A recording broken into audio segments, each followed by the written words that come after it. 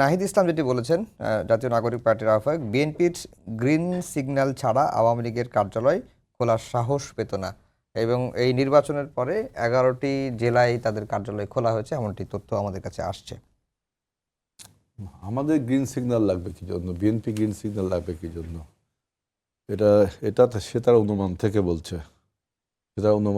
বলছে, এটা আপনাকে এত সহজে এত তাড়াতাড়ি কমেন্টও করা যাবে না যে আওয়ামী লীগ যে কার্যালয়গুলো খুলছে, আমি পত্রিকায় দেখলাম বিভিন্ন কার্যালয় খুলছে। এখন যদি আমি বন্ধও করে দেওয়া হচ্ছে, হ্যাঁ, বন্ধ করে দেওয়া হচ্ছে।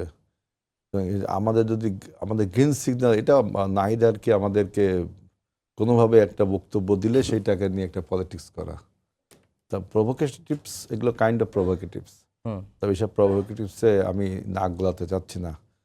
বলছে জনগণ দেখবে, এবং যেটা গণতান্ত্রিক সেটা এদেশে প্রতিষ্ঠিত হোক, এরা সবাই চায়। নাহিদ ইসলামও চায় নিশ্চয় গণতান্ত্রিক ধারা অব্যাহত থাকুক।